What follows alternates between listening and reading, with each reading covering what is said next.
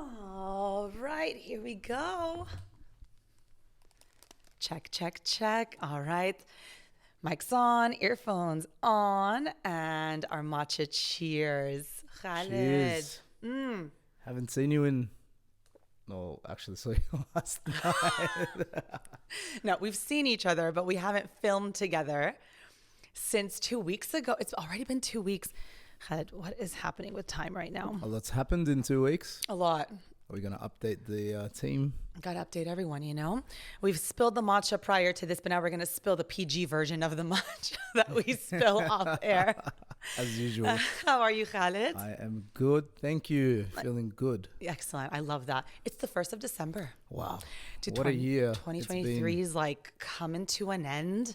What a journey. It's been wild. It's been insane. I just wanted to thank everyone, take a minute just to thank everyone who's been on this journey with us since day one, basically, and all the new people who have subscribed, are tuning in, are engaging with the content, both old and new.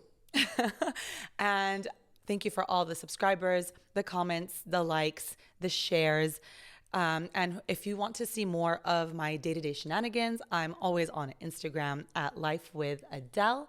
So give that a little follow and you can see more of my day-to-day. And I'm just going to dive right in, Khaled, because there's been a lot going on. What's been going on? A lot. You know what? A lot of Spill realizing the matcha. we're spilling the matcha today because Not on my couch. no, almost actually spilled the matcha on Khaled's couch, but we saved it. We saved it. Lucky it's the same color. Luckily, exactly. Goes with the aesthetics. But it's been a little bit crazy. Things have been just kind of popping up. It's been a full moon. It's been quite a very potent one. And I've been feeling that kind of energy.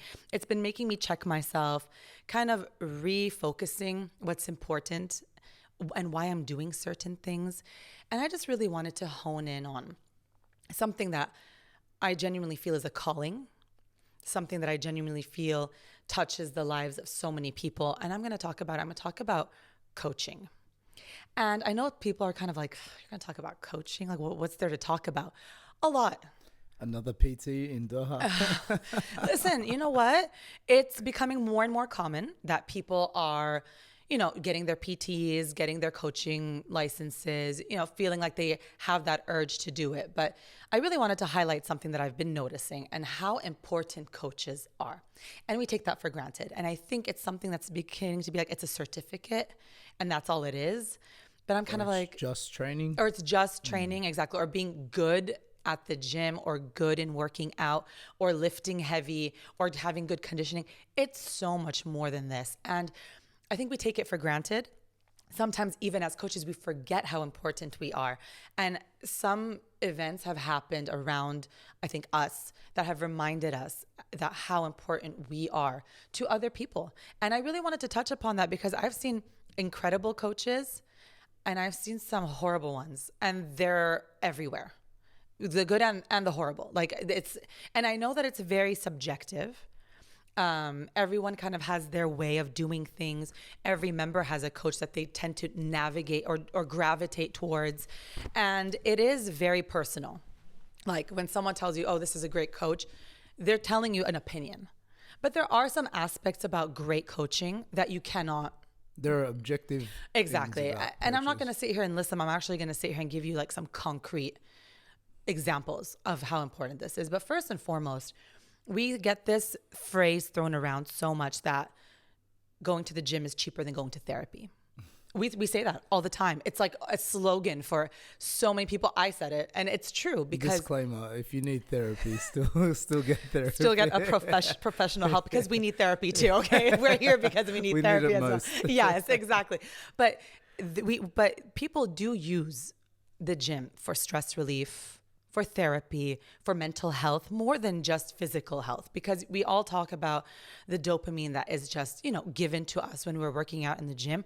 But as coaches, you're someone's not just coach, you're their ear to listen. Their outlet. Yes. You're their outlet. And some coaches don't get that. They're just kind of I'm here to clock in, clock out. Here, do these moves.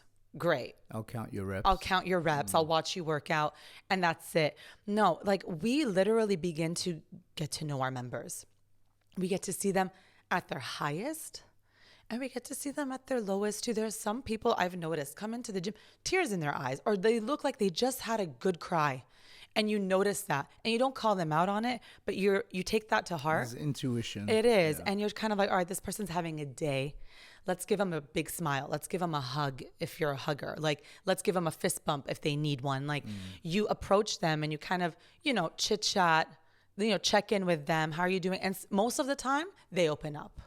They need an ear. They need someone to listen to them. And that's who we are, because we are there for them, usually right after their day ends, or we're there for them at that moment where they just need their me time, and thoughts begin to creep in and the emotions begin to come out. And we as coaches, we see it and we're just like, all right, this person needs this workout. How can I make this the best experience for them? And I'm not talking about being like a hype person. Yeah.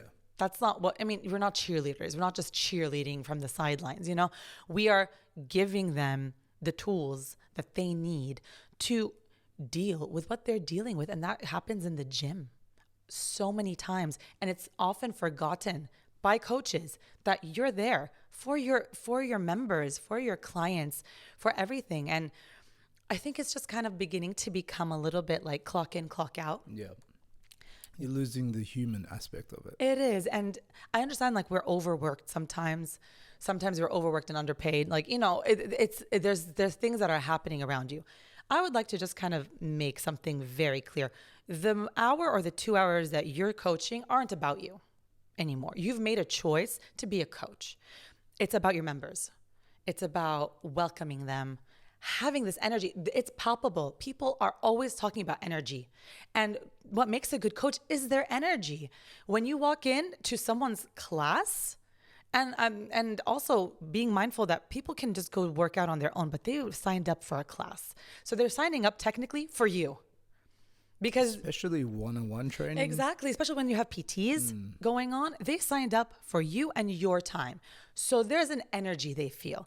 And it's an energy drain on us, yes, because we give all of our energy. Trust me, by the time we're done coaching, it's as if we've done 2 hours of a workout. And people don't know that. People think, oh, they're just sitting there watching us. I'm like, no. Yeah, I could do your job. It's not that hard. Yeah, like What do you do the rest of your day? There's so much life happening, but we shut that down for the hours that we're in the gym. Yeah. We put that on the side burner, and we're here for our clients, and we're here for our members, and we acknowledge that you came to our class. There are so many gyms in Doha. Oh my, there's like a block of 10 gyms in just one central location here. And what's going to make it different is the energy of the coach. Because at the end of the day, fitness looks pretty much the same. There's only one way to squat. That's what I like to say. One way to squat, one way to hold a dumbbell, one way to pull on an erg. That's not what they're coming for, because they can get that anywhere. They're coming get off the screen now. 100% on a YouTube. Yep. Oh my God, pull up a workout. You can do anything by yourself. They're coming for you. That energy is palpable. People come up and they're like, I love your energy. Boom. That's something you can't teach a coach how to do. Yeah, you can teach them how to squat properly and how to lift heavy and how to do technique work, but it's so much more than just technique work. And also, I'm sorry, about technique work, some coaches are just kind of like, let them do what they want to do. I'm sorry, what kind of standard are you setting for your gym? Because people begin to talk about it. And people, they gym hop. This is a kind of thing that happens, especially all over the world, but I've noticed it a lot in Doha. People are gym hopping left, right, and center. So what's going to make... Free trials everywhere. Yes, because that's how they get people into their door. Yeah. And guess what? If that coach is being a little more strict with their technique, they're like, wow, this coach is looking at me. And in the other gym that I'm at, my coaches don't care. It's not even just about the competition. It's about genuinely not being able to live with yourself if a member has poor technique, because that's just a reflection of you. And I'm not talking about the new members. New members, we modify moves, we make them feel comfortable, of course, because we're not expecting them to do what members have been doing, like our 6-month members and our 1-year members. But where do you set a standard for your members? It's also for injury prevention. Of too. course. If they're not moving properly, then they're more likely to injure themselves. Exactly. Or cause long-term injuries, or just poor technique is going to lead them Definitely. to being injured. And there are things that are out of your hand. Injuries will happen, and those are things that you cannot control. But you need to also be vigilant, looking at what your members are doing and making sure they're doing it safely. And a lot of coaches push their members past their limits. And I'm going to talk about that because I'm beginning to hear a lot and see a lot of this overworking your members, and these members genuinely feeling like they're getting better workouts because they're over fatiguing themselves. So when they go to another workout, it's like, that's it. Only 400 calories? Only I burnt 600 in the last class. Okay. And that's coaching. Yeah. And that's a culture. And that's something that's like, oh, look how many calories you burned. I'm sorry. I don't, as a coach, I don't look at your smartwatch. No, that's not at all. Irrelevant to me. My measure of my indicator of how well you worked out is you lifted a heavier weight today. You did an extra rep today. You maybe hit a PB today. You walked out feeling, oh my gosh, I could not have given a single, like a little bit. I had nothing left in me. That's how you know you had a good workout. But there are coaches out there that are genuinely like always maxing out their members. It's an all-out sprint every day. There is research out there that I've seen. Training is not supposed to be in that 92, 95% all the time. No. There are phases to your training. Sometimes it looks like 60 to 65. Sometimes it looks like 70 to 80. Sometimes it looks like 80 to 90. It should never be every day I'm going in. Full clip. Yeah. Oh my. And as a coach, if you see a member, like today's 75 to 80%, what are you doing? Maxing out. Because then you begin to see them. No one can keep a 90% on an entire workout. Your body's not meant to do that. No. And that's not a form of training. Training is to train to that point. Exactly. And then immediately deload. Exactly. Usually when we get to that 90 to 95%, there's a deload week right after that. 100%. And these coaches are just not getting it. And I've seen other programs. I have friends in other programs. I have friends who have these coaches. And I'm just like, where's your responsibility as a coach? Okay, you've done this for years. Maybe you can do a little more than your members can, but you're also setting an example. Coaches are examples. And I think we forget that as well. Your members are looking at you. They probably follow you on Instagram. They want to see what you're doing on the daily, and they're interested in it because most of your members do aspire to not be you, but to get to where you're at least in the gym, and they're wondering, what do you do during the day? How do you eat? How do you sleep? And if you're that coach, there's two extremes. There are coaches that I'm just kind of like, I'm sorry, you're smoking a vape. I'm sorry. That's a no-go for me. Yeah. And smoking a shisha, like, what are you showing your members? Yeah, I can smoke and I can still work out. That's not living a healthy lifestyle. And I'm not saying the 1 in a million day that you're out and you get like you're enjoying your time. I'm talking about like on the daily. I cannot take a coach seriously unless he or she is living what they're preaching. You're telling me to be healthy, but here you are smoking a vape. Going out partying, sleeping at like 2 a.m. Yeah. I don't know how you're doing it. And that's just me like seeing other coaches, but members are kind of like, well, if they can do it, I can do it. And we're setting this false standard for these people. Oh, I only had 3 hours of sleep and I came and smashed a workout. I'm sorry. What? Why are you here if you only had 2 hours of sleep? I don't care how much caffeine is in your system right now. That's a liability on yourself. And I'm telling you, there are poor examples out there of what you should and shouldn't be doing. People taking pre-workouts, not because I will take an energy drink. I am 100%, but that's because I've had a week and it's for a day. Like I need to be able to perform. I'll take an energy drink. When you hyperfixate on things that don't really matter essentially. Yeah. But as coaches, we're seeing it, and a lot of people aren't commenting on it.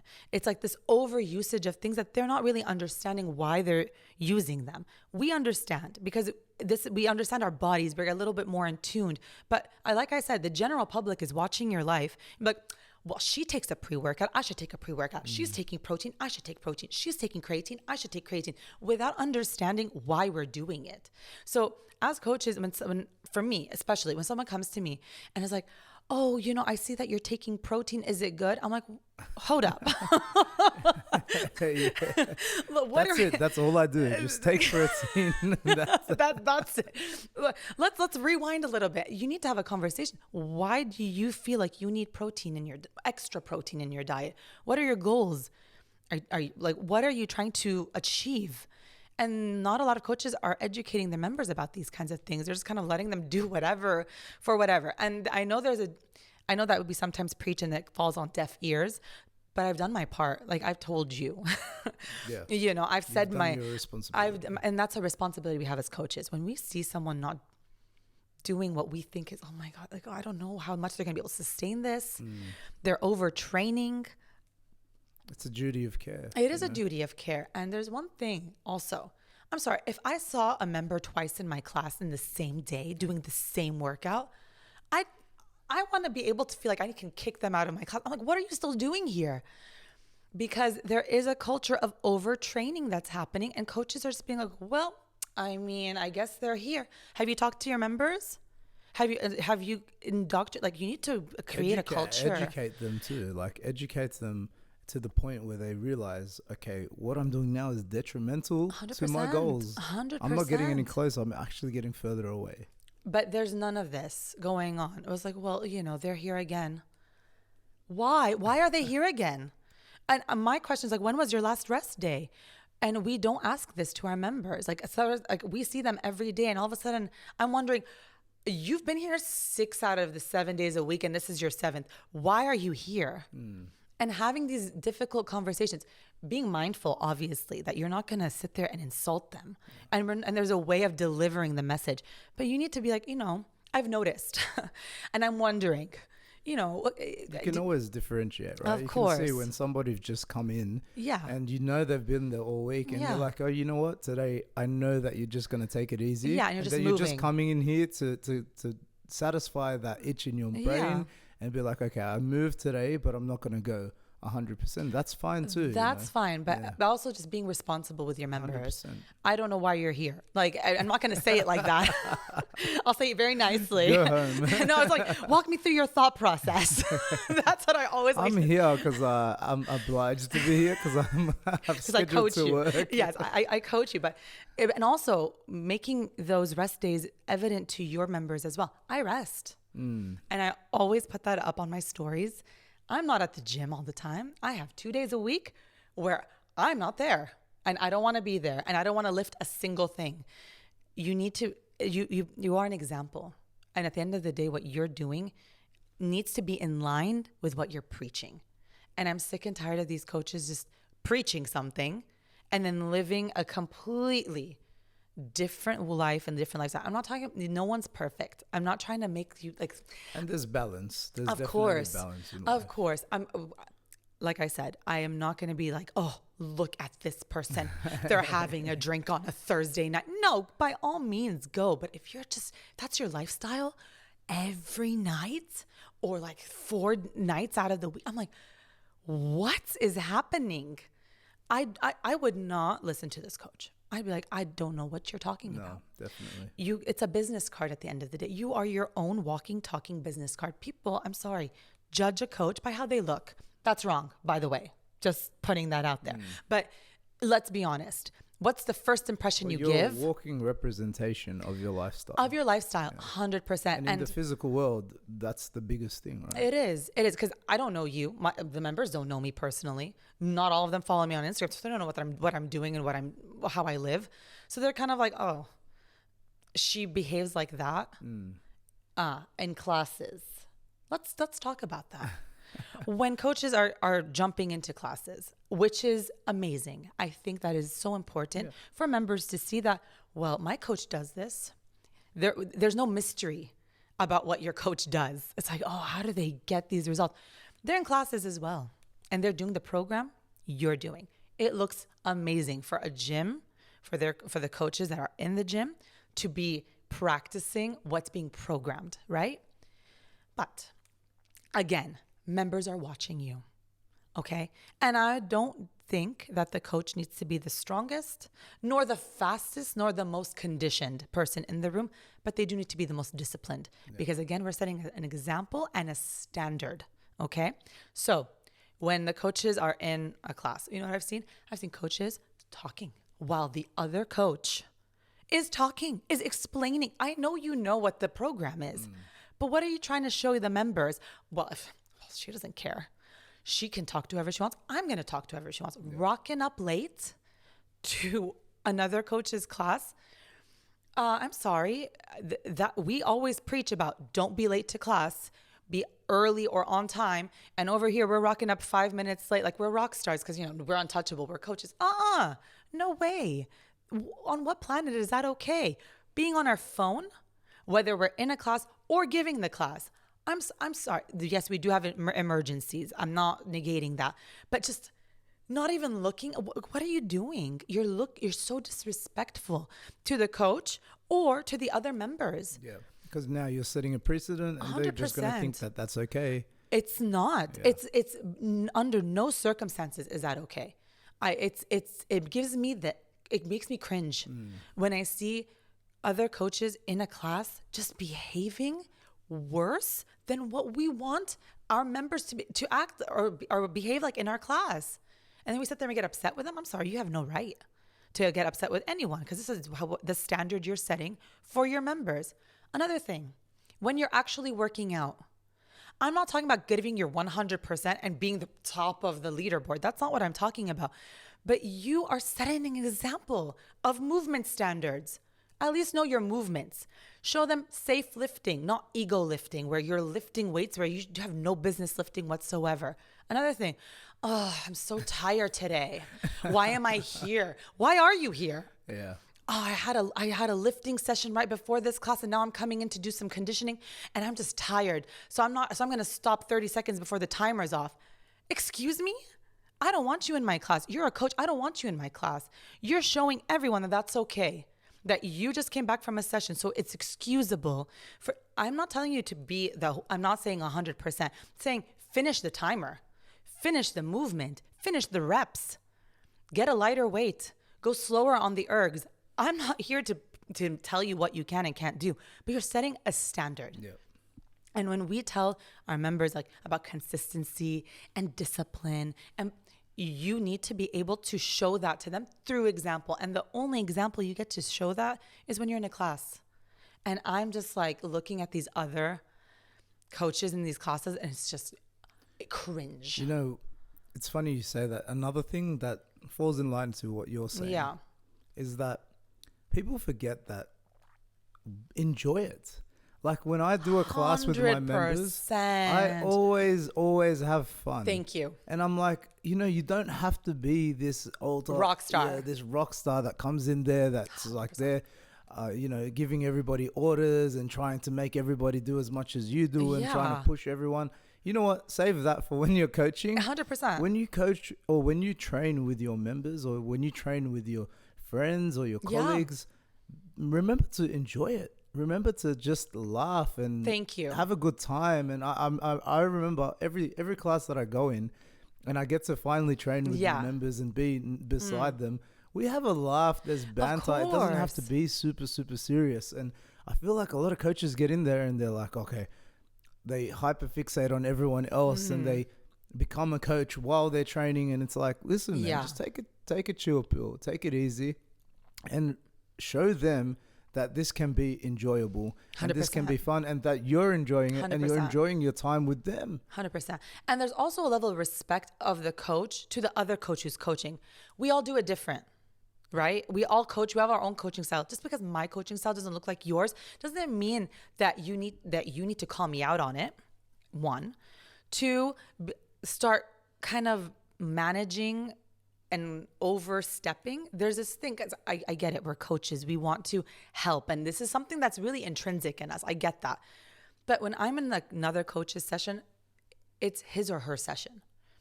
I'm not on the clock. So they need to run the class the way they need to run the class. And that's the way that they run the class. And that's personality as 100%. Like, you know, your class will be different to my class. Definitely. Which is fun. And it's like, you don't want the automated response from every single coach to do exactly the same thing. You want to see character. You want to see a little bit of change. You want to see a little bit of difference. I know what to expect, because there is a line, there is a standard, but there's a different style. Of course, the way you call somebody and assist them or give them instructions or even introduce a class is way different to the way I would, but it's okay. Totally. That's fine. We're delivering the same information. Exactly. And unless it's just like something that's like, so like, I mean, if another coach came to me and was like, listen, I noticed that you forgot to, or you should, or you could have, I take that. And I'm just like, thank you so much for bringing that to my attention. I will put that in to my classes, but not like, I don't like her style. What is this? Like, oh, why are you talking about your coaches behind your coaches' backs? That you're looks, you're a team, 100%. No one needs to know what's going on in your team, especially not the members. Yeah. All right. Like, that's just something I'm just kind of like, what kind of, where's the professionalism, you know, and all of that. And it's just kind of also, you know, speaking of professionalism, you know, like lines are very blurred when you begin to just get to know your members. You know, of course, you spend time with them. You see them every day. And that's like, it's inevitable. But in the class, you're not my friend. I'm sorry. Like, you come in late, I'm going to burpee you. You're doing something with poor technique, I'm going to tell you to take off the weights. It's nothing personal. And people begin to feel like, oh, how dare she? She's my friend. No, I'm your coach. But I'm at work. Yeah. You need to be able to put that coach's hat on, take it off. Outside of the studio, I'm a different person, of course. But inside the studio, there's a standard I need to uphold. And some people are just kind of like, oh, what's up with her? It's for their own sake. 100%. Yeah. I want to see you thrive. And coaches, we should want to see our members thrive. And that's the only way you can do that is if you're coaching from your heart. And some coaches, I feel, get a little bit like, oh, they're getting too good. Oh, they're kind of outshining me in the classes. Really? Oh my goodness, they might get better than me. That should be a round of applause for you as a coach. Exactly. Members, yeah. I want my coaches. It's a testament to how well you're doing. 100%. I love it when a member comes up to me, I hit a new PB. I did something out of my comfort zone. I joined a competition because I see that you're doing it. I want to do it too. Thank you for encouraging me. Thank you for getting me out of my comfort zone. Thank you for telling me to add those 2 kgs that I thought I didn't do, but apparently I can do.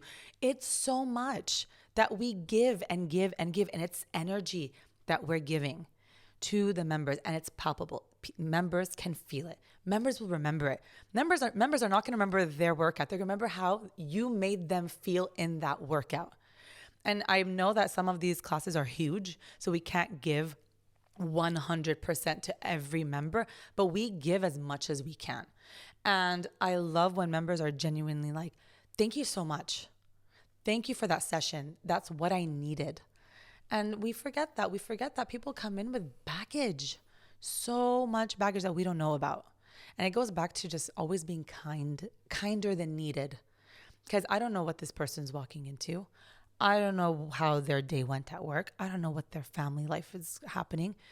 But in this space, I'm going to make sure that at least for 1 hour of your day, you feel good. And that takes a lot. That takes so much. And I think people often take that for granted. It's the same way the other way around too. Like, as your members look at your coaches, understand that they're humans too. Yes. And I like to remind my members too, like, we are human as well, and we have our day-to-day lives. Definitely. And we come in here with our baggage too, and we try to switch off and give you the best version of ourselves. So I think in the same respect, they need to respect that fact and 100%. Realize that, you know, we're all human at the end of the day. Don't test us.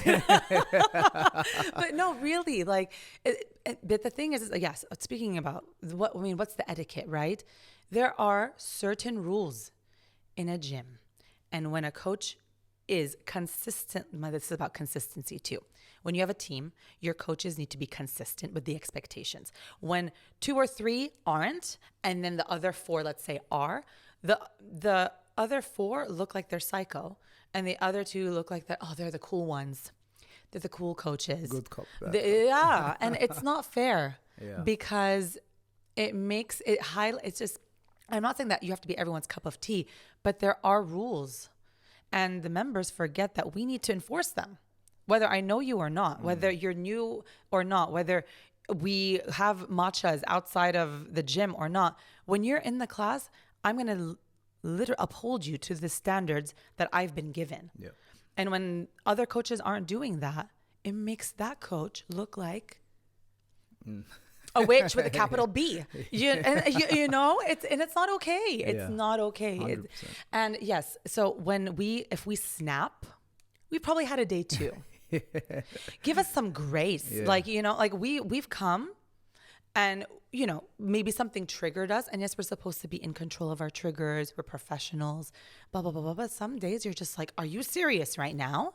People lose the human aspect of the fact that we are human too. And yes, this is our job. Yeah. But at the same time, there is a mutual respect in humanity 100%. In the larger scale where it's like, no matter whether I'm paying you to do this or not, you're still doing me a service. That comment. Yeah, you're still doing me a service. So it's like, irrespective if somebody is being paid to do for what they do, they're still doing something for you. Of course. Which should allow you to be appreciative of that fact, irrespective of the fact that you're paying them for it or not. Definitely. They're still doing you a service. They're still helping you. They're still assisting you. They're still doing something for you. So in any wake of life, you need to appreciate that. Yeah. But, you know, sometimes you're just kind of like, I'm paying for this. I can do whatever I want. And it's like, not necessarily. If you want to do whatever you want, there are open gyms. Please go do whatever you want. Please. You signed up for a class. Yeah. It's this thing where I'm just kind of like, you came to this class knowing that there's a coach, there's a program. And there's a whole other 31 people around you. 100%. Which doesn't make you entitled to any more or less than they are. And if you're monkeying around, it just begins to waterfall and trickle down to all the other members. And they're like, she's not doing it. He's not doing it. Why should I do it? Oh my, then you've just lost your class. You've lost everything. You literally just like, oh, well, and then you begin to wonder, why am I even here? Or why are you even here? You came to this class. You signed up knowing very well who this coach is, and you don't want to be here? Oh my gosh. When a member comes, I don't even know why I'm here. I don't know why you're here either. Me neither. I don't know. I really don't know. So it's kind of one of those things where it's just like, guys, the attitudes, especially to the coach. I don't know why I'm here today. Really?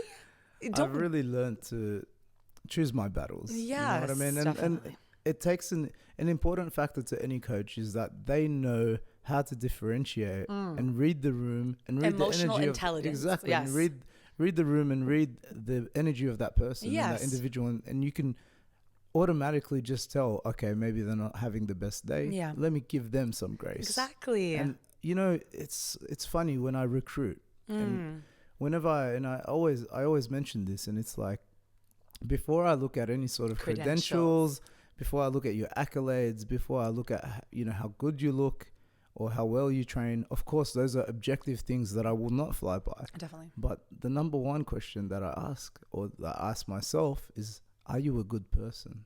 Oof. And are you a good people person? Because you can be the best, objectively speaking, you can have all the paperwork, all the credentials, but if you're not a good person and you don't know how to deal with people, you're going to fail as a coach. And that's the reality. And good athletes don't necessarily mean they're good coaches. 100%. There's this, like, I don't know, this thing where it's like, oh, he or she is an amazing athlete. They should be a coach. Definitely not. 1 + 2 does not equal 3. Like 1 + 1. No, that's not how this works. Like you said, what kind of human are you? That's first and foremost. Do you want what's best for your members? Do you want to see other people do well? This is a calling. Coaching is a calling. I genuinely believe that. I don't think anyone can coach. No, definitely not. I don't think anyone can coach. I'm going to say that, and I'm going to say that very, confidently. And I don't think that just because you're the best athlete in the room that you need to be a coach. No. Not at all. Some of the best football coaches in the world are actually failed professionals. Mm-hmm. But they made that transition into coaching because they realized very early on that, okay, maybe my ability isn't the best, but my ability to coach and to teach was much greater than my ability, my own self-ability. So sometimes you're limited to your physical capabilities. A lot of them were injured very young, and then they couldn't progress in their 100%. career. But they found the fact that they can coach. Yes. And they can teach and they can manage. And those three aspects would get 100%. Them a lot further than them trying to push the button with trying to become a professional footballer or anything like that. So a coach isn't always the best. And when they might not lift the heaviest weights and they might not be the best in the gym, but they know how to coach. And you know what I like? If I was to look at a good coach, I want to see how many times they failed. Nothing teaches you more than when you fail. When you fail a lift, when you fail, I don't know, maybe you don't win a competition, maybe you did something, business, failed everything. But especially as a coach, you've learned how not to do something. You've had that wisdom that there's no textbook that can give it to you. You've lived it. And a person who's always had that success doesn't necessarily understand a member or an athlete that they're coaching who's failing. You can't say, oh, I've been in your shoes. You probably haven't, because you've been on this streak of just, up here all the time. And people are just naturally, some people are just naturally born with this gift. That's incredible. But what I value is, did you fail and then get up? How did you get up? How did you come back from an injury? How did you come back from a life event that happened? How did you come back from that embarrassing moment in your, in your life? How did you come back? The comeback is so much more important, and that builds coaches, that builds experience. That's what should be on your CV. How many times you failed and how many times that didn't stop you from trying, because your athletes are going to fail in front of you. You're going to need to come up to them and talk to them about it. And that's okay. Yeah, but how are you going to have anything to talk about if you haven't even you've never experienced that? And you're just, or maybe too proud to share that. It's always about the highlights. Look what I did. Look what competitions I've won, blah, blah, blah. I want to know about the ones you didn't win. How did you feel after it? What did your workouts look like after that? Those are moments, those are experiences that are so important in forming a coach, a person, a mentor, because coaches are mentors at the end of the day. 100%. And we are, like I said, doing so much more than just watching you work out. We are encouraging you to be the better version of yourself. And even if it's just for that 1 hour that we see you, we don't know what you're doing after that. But in that gym, we're going to uphold you. I always say this, I uphold you to the same standard I uphold myself. Yep. And if I'm not going to be okay with myself doing that, I'm not going to be okay with you doing it either. And that's so important. Yep. And I just love failure stories more than I love success stories, honestly. How many of our members have gone through extreme weight loss? And I have so much respect for that because you know what? I don't know what that feels like. And I haven't been there, and I don't know if I have the mental capacity to be able to do what they've done. So in that same respect, I never take that away because I can't resonate. I can only applaud, but I can't resonate because I've never been there. And in some sense, they have more experience than I do in that sort of thing. So if somebody comes to me and says, hey, listen, I want to lose X amount of weight, I can give you guidelines and I can give you my perspective on things. But I'm like, you know what? There's this member that has lost this much amount of weight. Yeah, he's not a coach, or he or she's not a coach, but they have more experience in this field than I do. Instead of trying to preach a cookie cutter, fast until 1 p.m. every day. Or no carbs. Stop the carbs. Water fast for 48 hours. You know, it's a lot of copy paste. It is. And like it doesn't work with everyone. Before, we're examples. We are. But the reason why you're doing something or why I'm doing something may not, and most likely not resonate 100%. With the goals of what that person's asking. So it's often, and I think it's imperative that if you are looking at somebody and aspiring to be what they're being, ask them why they're doing what they're doing. Exactly. And if it aligns with what you want, then you can use that as an example. But if it doesn't align and they're doing some 7.5 kilo weight cut for a week and it's like, no, this is not for you. Exactly. Man. Because for you, people are probably like, can I know what your secret is? You dropped 7 kilos in a week and you're just kind of like, dude, this was for a 1-day competition. Exactly. And the moment that you weighed yourself, you went and ate. Exactly. I put it back on in 12 hours. 100%. And also on the flip side of that, I'm trying to gain weight. Yeah. So that wouldn't make sense to someone who's trying to lose weight. Like people would just be like, you want to do what? Why are you doing this? Like it doesn't make sense out of context of what the whole picture is. Yeah. You're seeing one puzzle piece. And that's the problem. Yeah. And then you're taking that one puzzle piece and trying to make it fit into your puzzle. Yeah. And we're on 2 different puzzles. You know, I like that analogy. Wow, I just came up with something really cool. 2 different puzzles. Yeah, but it's just... It doesn't fit. It doesn't fit the piece. It doesn't. No matter how much you try to just flip it, it's just not. So as coaches, I feel like we're just responsible for so much. I really don't want to take that away. And I really want coaches to check themselves. Like I'm tired of just hearing about some coaches and what they're doing, and I'm just kind of like, and it's not that it doesn't make sense to me, it doesn't make sense to anyone, you know, and I'm kind of like, what kind of culture are you instilling in your members? What kind of mentality are you building? Because you're building a mentality every day in your class, whether you know it or not. You are you're flooding them with information, and they think that your word is law because they trust you. Exactly. And you need to be very, very careful with that. That's so dangerous. Yep. And we, I think, have a very big responsibility as coaches. So I really just wanted to talk about it because I don't think we've ever talked about what it means to be a coach. Yeah. Like we've alluded to it and we've kind of like given some kind of examples. And our icks. And our icks, exactly. And the things that make us cringe. But I think it's so important that we actually, like I wanted to talk about it because time and time again, I'm reminded how important we are. There's a story that I really want to end with on this note. There was someone that, you know, was in my class a very long time ago, and this member was going through so much. And, you know, that member never, you know, showed it, always came in with a smile on their face, was super, super happy, you know, just always had a good energy. And I'm a hugger, so I would hug this member, you know, every time I would see them. And then one day she just told me, like, I always look forward to your hugs. And I'm like, oh, like, thank you. Like, you are a good hugger. Yeah, thanks. I am a really good hugger because when I hug you, I'm exchanging my energy with you. It's a big deal. So I don't let anyone hug me. No. But anyways, so I was giving this member a hug every time I would see her. And then time passed, and there was a day where she was like, Adele, I never told you this, but I wanted you to know. Those hugs made me feel better on my worst days.